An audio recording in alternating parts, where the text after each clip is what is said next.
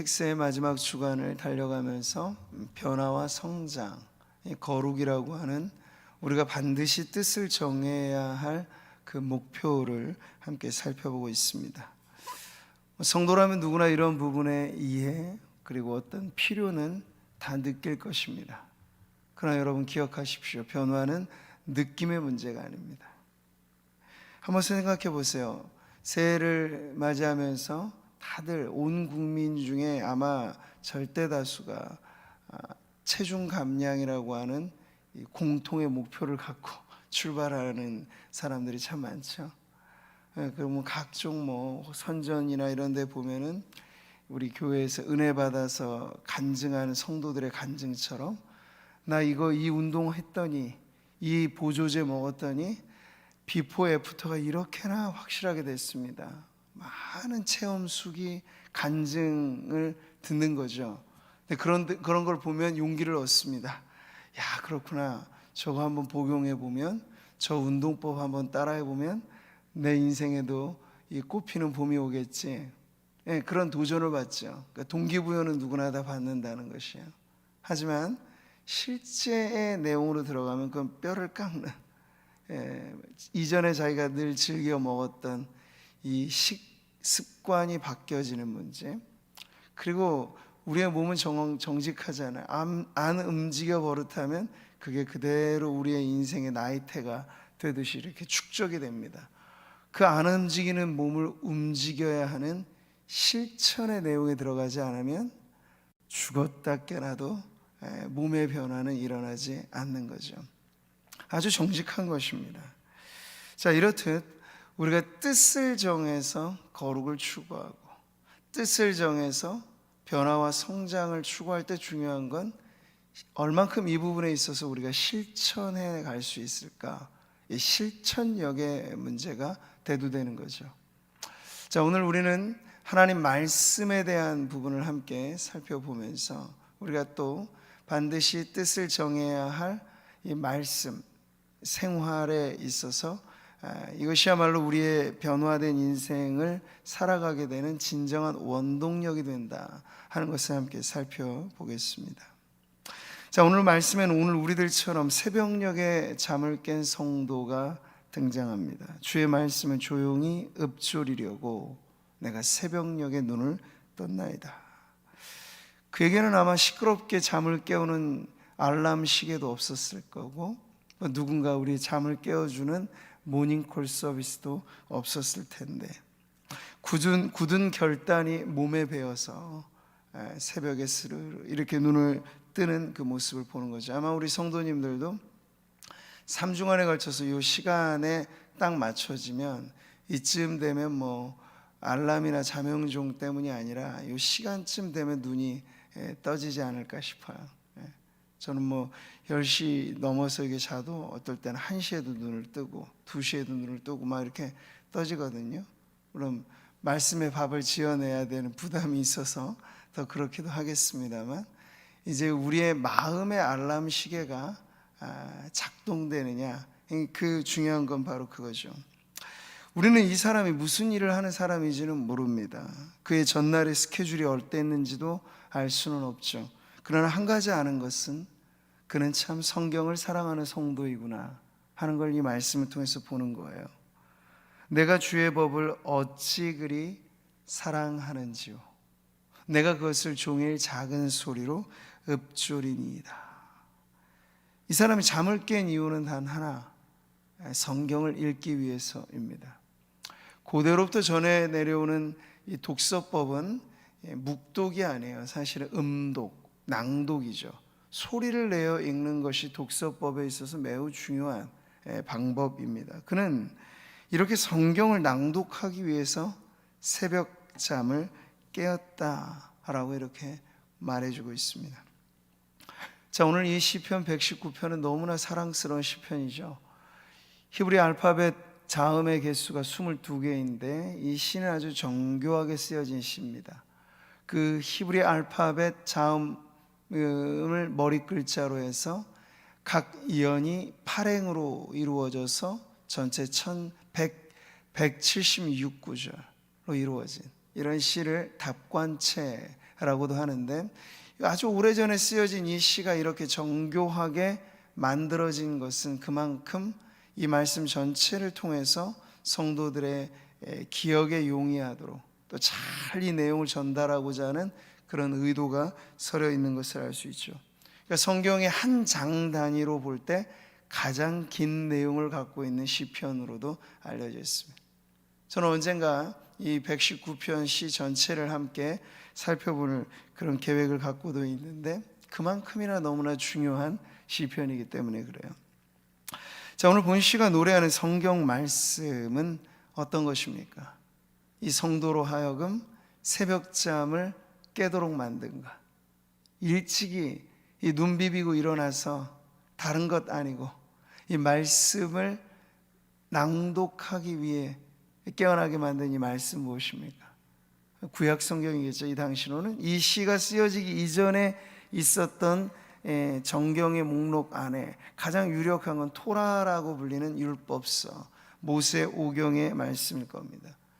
여러분이 새해를 맞아서 성경 통독을 시도할 때 언제나 돌아가는 그 자리, 창세기, 출애굽기, 레위기, 민수기, 신명기, 좀 단단한 말씀의 두루마기 말이죠. 쉽게 읽혀질 부분은 아닙니다. 근데 여러분, 이 사람은 그것을 힘겹게, 지루하게, 어렵게 이 말씀을 대하는 것이 아니라 온통 이 말씀 하나하나에 대한 사랑이 묻어져 나와 주의 법이라고도 말하고, 율례라고도 말하고, 법도라고도, 계명이라고도, 명령이라고도, 도라고도 표현하는 이 다양한 표현들을 총동원해서 사랑스러운 주의 말씀에 대해서 묘사하고 설명하고 그 말씀과 자신의 삶의 이 관계들을 이야기합니다. 주의 말씀은 내 발의 등이요 내 길의 빛이니이다. 제가 설교를 시작하기 전 기도할 때 언제나 이 말씀을 붙잡는 것은 그만큼이나 너무나 중요한 것이 하나님의 말씀이기 때문이죠. 빛나는 신앙의 고백이라고 할 수 있겠습니다. 성도로 살아가면서 옛날에 그 등이라고 하는 건 간신히 자기 앞에나 이렇게 비추어 줄 수 있는 희미한 등불이었을 텐데, 그것 없이는 어두운 밤을 걸어갈 수 없는 거예요. 그만큼이나 아주 절실하게 없어서는 안 될 간절한 필요, 이 말씀에 대한 신앙 고백이 있는 거죠. 언젠가 한 조사를 해보니까 그래도 우리 한국 개신교 교인들은 10명 중 7명 정도는 인생의 많은 문제의 답을 어디서 찾습니까? 모르니 성경에서 답을 찾습니다 라는 답을 하였습니다. 아주 좋은 태도죠. 근데 이제 그 다음의 질문이 더 중요해요. 그러면 당신은 성경 말씀을 얼만큼이나 열심히 읽고 있습니까? 이 질문으로까지 가야 돼요. 성경에서 누구나 답을 찾기는 원하죠. 근데 스스로 하나님의 말씀을 열어서 그 말씀에서 기이한 것을 발견하고 그 말씀이 자신의 인생을 비추는 등불 되도록 한다는 건 성경을 읽어내는 거예요. 그 읽은 성경을 묵상하는 거예요. 그것을 암송하는 거예요. 그것을 나누는 거죠. 근데 그 실천 영역에 있어서는 거의 25%가량은 거의 성경을 읽지 않는다 답하였고, 10명 중 2명 정도, 한 20% 미만이 주일날 설교 때 성경을 펼쳐보는 것 외에 그래도 매일 조금씩이라도 읽는다 하는 그러한 응답을 한 사람들은 10명에 2명 남짓한 거야. 그러니까 여기서 우리는 어떤 불일치를 보는 거죠. 성경은 중요하다라고 하는 걸 고백하지 않을 성도는 없을 거야. 그런데 정말 그 중요한 성경을 내가 뜻을 정해서 새벽녘에 읽어내기 위해서, 밤이 맞도록 읽어내기 위해서, 하루 일과 중 짬을 내어 읽기 위해서 펼쳐내는 작업은 많이들 안 한다는 데 문제가 있어요. 그러니까 여러분, 오랜 신앙생활이 우리의 신앙의 단단함을 보장해 주지 않아요. 왜 이토록 이단의 속수무책으로 정통의 교회가 넘어갈까요? 그러니까 착각하는 것이죠. 예배당에 자주 모여있고 앉아있고 예배를 많이 드리면 많이 알 것이다. 그런데 피가 되고 살이 되는 성경의 말씀이 자신에게 읽혀지지 않고 오히려 이단은 잘못된 방식으로 성경을 읽어내는 사람들 아닙니까? 교주의 교시처럼 성경을 왜곡되게 가르치는 게 이단인데, 그 사람들만큼이나 성경을 잘못된 방식으로 읽어내는 사람들보다도 느슨하게 성경을 대하니, 성경 가지고 와서 이단이 이야기자 하자 하면 속수무책 무너져 버리는 거예요. 그러니까 그 무너짐의 이유가 없지 않다는 거죠. 저는 우리 성도님들이 그 20%에 속한 그리스도인이 되시기를 바라는데요, 이게 참 안타까운 문제죠. 성경 말씀 오늘날 성도들에게 냉대를 받고 푸대접을 받고 있습니다. 나의 사랑하는 책 비록 헤어졌으나, 이 어머니의 성경책을 노래하는 찬송가는 그냥 흘러간 옛 노래가 되어버렸죠. 성도들 집집마다 완비된 성경책은 아주 좋고 근사한 성경책이 있을 겁니다. 근데 여러분, 그게 헤어질 정도로, 너덜너덜해질 정도로 그게 읽혀지고 열려져 있느냐는 다른 문제죠. 우리 이사야 말씀 같이 한번 읽어볼까요? 주께서 이르시되 이 백성이 입으로는 나를 가까이하며 입술로는 나를 공경하나 그들의 마음은 내게서 멀리 떠났나니 그들이 나를 경외함은 사람의 계명으로 가르침을 받았을 뿐이라. 이 혼탁한 시대의 영성이라고 하는 건 반드시 이 문제가 생기는 거예요. 하나님의 말씀이 기준된 신앙생활이 아니라 사람들의 계명, 사람들의 통념. 성경 말씀에는 안 나와 있지만 사람들끼리는 통용되어지는 아주 신묘막측한 영적인 비밀들, 이런 게 교회 안에 자리 잡기 시작할 때 부패는 시작된다고 보는 것이죠. 그러니까 사람의 계명, 사람의 전통, 사람의 문화가 하나님의 말씀보다 우선하는 것. 네. 이사야 시대로부터의 이 탄식 소리, 선지자를 통하여 실제로 외치신 건 하나님의 탄식인데, 그 탄식 소리가 수천 년이 지나도록 가실 날이 없는 거예요. 여러분, 하나님에 대한 사랑은 하나님 말씀에 대한 사랑과 비례하는 것이죠. 한번 따라해 보실까요? 하나님에 대한 사랑은 하나님 말씀에 대한 사랑입니다. 나는 하나님을 정말 사랑하지만 하나님 말씀에 대해서는 별 관심이 없습니다. 이건 아주 의심스러운 사랑이죠.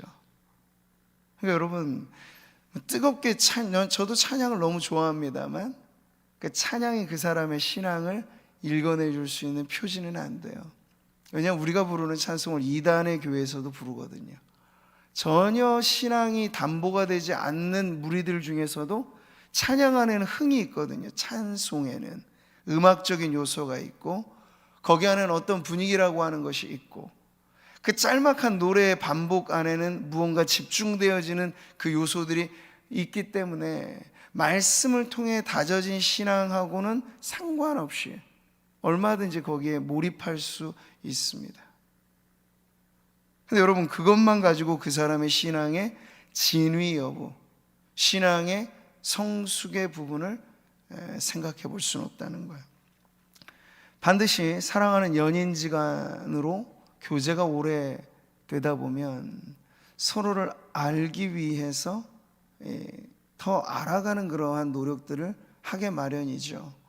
우리가 하나님을 사랑한다고 하면서 내가 사랑하는 주님이 어떤 분이신가, 성경에는 과연 하나님은 어떤 분으로 가르쳐 주시는가 라고 하나님 말씀을 통해서, 이 말씀이 하나님의 자기 계시니까요, 이 계시의 말씀을 통해서 하나님을 알아가려는 호기심, 노력, 그것이 없게 되면 하나님에 대한 사랑의 진정성은 확인이 안 되는 것이죠. 말씀 같이 한 번 더 읽겠습니다. 내가 사랑하는 주의 계명들을 스스로 즐거워하며 또 내가 사랑하는 주의 계명들을 향하여 내 손을 들고 주의 율례들을 작은 소리로 읊조리리이다. 하나님을 사랑하고 그 사랑하는 마음 때문에 새벽에 눈을 뜬 성도의 이 모습, 우리는 그 모습에 담긴 하나님의 사랑이 과연 진정성을 확보한 사랑이다 말할 수 있는 거죠. 예수님께서도 이렇게 말씀하셨어요. 사람이 나를 사랑하면 내 말을 지키리니.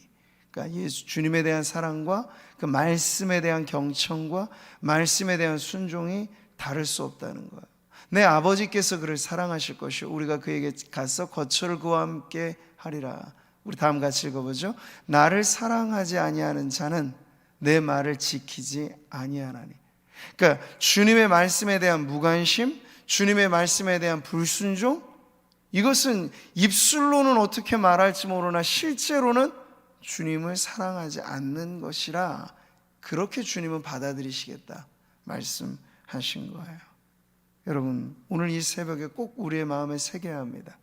하나님에 대한 사랑은 하나님 말씀에 대한 사랑이다 라고 말이죠. 그래서 하나님 사랑이 진실되다라고 하는 걸 여러분 강변할 필요가 없습니다. 소리쳐 외쳐야 될 문제가 아니고요, 여러분이 하나님의 말씀을 얼만큼 성실하게 대하는가, 그 사랑에 대한 진실성은 말씀에 대한 성실성으로 규명되게 된다는 거예요. 요즘 우리는 사회 곳곳에서 개혁의 소리를 듣습니다. 아니, 교회 안에서부터 개혁의 소리는 언제나 들려옵니다. 그런데 진정 교회가 변할 수 있는 능력은 어디에 있습니까? 우리 성경을 보면 그 시대마다 놀라우리만큼 큰 개혁과 부흥의 역사가 일어날 때가 있어요. 특별히 요시야 왕 때 율법의 재발견으로 인하여서 개혁이 단행되었던 그 사례, 그리고 에스라 시대 포로로 다시 되돌아왔던 귀환한 백성들 안에 신앙의 부흥 운동은 역시 말씀에 대한 귀 기울임으로 시작된 걸 보게 되죠. 교회 역사상 가장 영광스러운 시대, 이 종교개혁은 무엇으로 단행됐습니까? 말씀으로 돌아오라. 근데 오늘날의 교회는 이것과는 좀 사뭇 다른 모토를 갖고 있는 것 같아요. 기술로 돌아오라, 문화로 돌아오라, 세상이 선호하는 것들에 대해서 관심을 가지라, 뭐 이런 모토들이 더 강력하게 작동하고 있는 것 아닌가 싶습니다. 그러니 개혁이라고 하는 건 말뿐인 것이고, 실제로 성도들의 삶 속에 각 지역 교회 안에 우리가 한꺼번에 세상을 바꿀 수는 없지만 우리의 인생에서부터 변화는 오늘도 얼마든지 시작될 수 있잖아요. 근데 그게 묘원해지는 것은 하나님 말씀에 대한 성실성이 우리의 삶을 개조하고 변화시키는 개혁의 원동력이라고 하는 것을 실제로 우리가 적용하면서 살아가지 못하기 때문이죠. 설레기 또 한 걸음부터라고 하는 것처럼, 여러분 오늘 이 새벽 이제 우리가 3주간의 특세를 이제 마무리하는 시점, 오늘과 내일로 가면서는 이 실천의 영역에 있어서 다시 한번 우리의 마음을 두어야 하는데, 그것은 새로운 이야기는 아닙니다. 늘 우리가 들어왔던, 그리고 그때마다는 동기부여가 없지 않은, 하지만 결국에 가서는 작심삼일도 채 되지 않게 무너져 버리는 것, 우리가 하나님의 말씀에 대해서 얼만큼 성실하게 나아가느냐. 아니, 말씀이 우리 안에 읽혀져야 말씀에서 은혜를 받을 수 있잖아요. 읽혀지지도 않은 말씀에서 은혜를 받는다는 건 과연 어떠한 의미일까요? 그러니까 사람들은 자꾸 누군가에 의존하는 거죠. 말씀에 기대를 거는 것보다도 말씀을 기가 막히게 전한다라고 하는 또 다른 누군가에 의하여, 우리는 왕같은 제사장으로 하나님의 말씀을 스스로 읽고 말씀을 통하여 은혜를 누릴 수 있음에도 불구하고 우리는 여전히 중세기에 머무는 성도들처럼 나에게 말씀을 읽어주세요, 나에게 말씀을 풀어주세요, 이렇게 머물러 있는 거죠. 스스로의 권리를 내려놓고 말이에요. 성도 개개인이 말씀으로 변하는 것에서부터 교회도 변화됩니다. 내가 주의 계명들을 사모함으로 내가 입을 열고 헐떡였나이다. 이건 여러분 짐승의 모습, 동물의 모습에 대한 묘사이죠. 헐떡거린다, 굶주리고 목마른 그 상태, 숨이 거칠게 몰아쉬는 그러한 상태를 지금 묘사해주고 있는 거예요. 근데 이 말씀을 사랑하는 성도는 자기의 심령이 이와 같다고, 헐떡이는 심령으로 하나님의 말씀을 대하는 그의 마음이 얼마나 간절한가를 보여주는 거죠. 사랑하는 성도 여러분, 이 새벽에도 여러분은 성경책을 갖고 계십니까? 여러분이 예배하는 자리에 언제나 여러분의 성경이 있습니까? 근데 여러분 그 성경을 가만히 한번 들여다보세요. 그 성경이 여러분에게 잘 펴지는 성경인지조차 중요한 문제일 겁니다. 요즘에는. 왜냐하면 이게 잘 안 펴지는 성도들이 많거든요. 새 성경은 해마다 비축하는지 모르겠지만 구약 성경이 그리고 신약 성경이 어디에 있는지 제가 신방을 가서도 대략 난감할 때가 간혹 있어요. 직분자이시고 함에도 불구하고 성경을 찾자고 하면 이 주소 자체를 못 찾으시는 분들이 꽤나 많다는 거예요. 소선지서로 가게 되면 이게 어디에 붙어 있는 건지. 그 말이 뭡니까? 읽혀지지 않고 있다는 거예요. 내 평생의 성경이 몇 번 나에게, 그 횟수를 사실은 율법적으로 적용하는 것 아니고 그걸 뭐 자랑거리 삼으라 이야기하는 것도 아닙니다만, 우리가 한 해를 살아가면서 단 한 번도 성경이 커버에서 커버로 열려지지 않고 창세기에서 계시록까지 관통되지 않고 여전히 드문드문 주일에 듣는 설교 말씀 본문으로만 연명이 되는 신앙생활이란 결코 하나님이 기뻐하시는 은혜로운 삶과는 다른 모습일 겁니다. 어떤 성도의 성경책에는 눈물 자국이 새겨져 있어요. 은혜 받은 그 본문에 오래도록 머물렀던 흔적이 있어요. 저는 우리 성도님들의 성경책이 그렇게 바뀌기를 바랍니다. 그 사람의 성경책은 그 사람의 영성을 보여주는 하나의 표시임에는 분명할 거예요. 새하얗고 깨끗한 성경 아니어도 좋아요. 그 안에 여러분 설교 시간에 은혜 받은 말씀이 있다면 여백에 써 넣으셔도 돼요. 이건 평생 잊고 싶지 않다 그러면 밑줄을 그으셔도 돼요. 그렇게 여러분의 성경책이 여러분만의 나의 유일무이한 나의 사랑하는 책이 되시기를 바랍니다. 이게 말씀의 뜻을 정한 성도의 삶이에요. 지금 여러분의 성경책이 여러분의 영적인 상태를 보여준다 하는 걸 잊지 마십시오. 자, 새해를 시작하고 이제 우리 뜻을 정한 인생으로 이제 달려가기에 앞서 새로운 출발선상에 서 있습니다. 오늘 이 새벽에 참 기막힌 이 무대 세트가 아닌가 싶어요. 새하얀 눈밭, 가와바타 야스나리가 쓴 설국이라고 하는 유명한 소설의 한 장면을 보는 것 같아요. 터널을 통과하니 온통 설국이었다. 눈 덮인 도시를 보듯이 우리 구미 땅에, 아마 여러분의 아침에 이게 다 녹을지 안 녹을지는 모르겠습니다만 우리 교회에 올 때도 이 하얀 눈밭, 그래서 아무런 자국이 나 있지 않는 이 눈밭 소복소복 내려가는 이 발걸음을 찍어가면서 가듯이 이 새해 여러분 무언가 시작해도 지금 좋을 그러한 시기입니다. 벌써 이전 모습으로 돌아가셨습니까? 그러지 마세요. 새로운 의와 진리로 지으심을 받은 새 사람의 옷을 날마다 입으시되 그러하도록 우리를 인도해 주는 건, 새로운 삶으로 우리를 이끌어 주는 건 하나님의 말씀이니 그 말씀에 다시 여러분 귀를 기울이면서 여러분에게 입을 주신 건 그 말씀을 읽으라고 주신 것이고, 우리에게 눈을 주신 건 말씀을 읽으라고 주신 거예요. 우리에게 귀를 주신 건 말씀의 소리를 들으라고 주신 거예요. 이게 성도로서 살아가는 법이죠. 그러니 아무리 바빠도 말씀 읽을 시간을 내셔야 돼요. 여러분이 아무리 바빠도 하루 세 끼는 드시듯 매일의 석장의 말씀이 최소한의 영혼의 양식으로 읽혀지고 주일에 넉 장, 5장 정도로 읽어내면 적어도 1년에 한 번은 읽을 수 있어요. 10분, 15분 시간조차도 없이 눈코 뜰 새 바쁜 인생은 아마 우리 중에 아무도 없을 거야. 여러분이 세상의 가십거리에, 그 허접한 뉴스거리에 시간을 조금 세이브하고 오락거리에 시간을 좀 빼내고 하면, 아니 그 이상, 그 이상으로 시간을 내실 수 있을 겁니다. 그건 우리의 결단의 문제고 우리의 성실함의 문제입니다.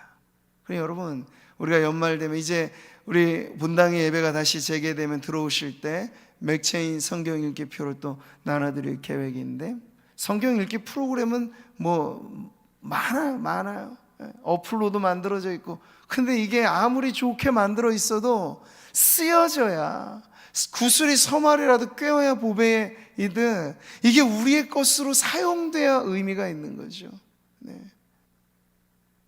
여러분, 그렇게 다시 한번 말씀의 뜻을 정하여서 우리의 영혼의 양식이라고 말하는 이 성경 말씀을 피가 되고 살이 되도록, 그리고 이 말씀에 관한 한 정말 우리가 66권의 성경이 무엇을 말하는지에 대한 기본의 이해는 다독을 통해서 어느 정도 충분히 이해가 됩니다.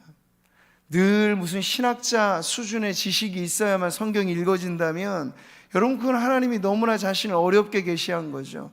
그렇지가 않아요. 순전한 믿음이 있어 이 말씀을 읽어가게 되면 그 말씀 한 구절 한 구절이 그리스도로 우리를 인도해 주실 겁니다.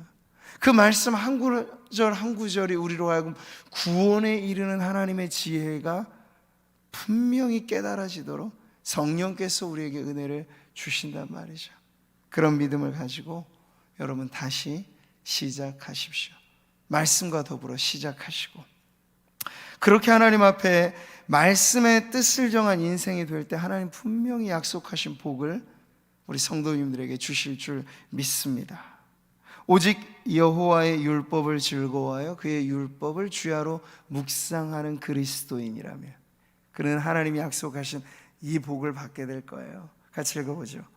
그는 시냇가에 심은 나무가 철을 따라 열매를 맺으며 그 잎사귀가 마르지 아니함 같으니 그가 하는 모든 일이 다 형통하리로다.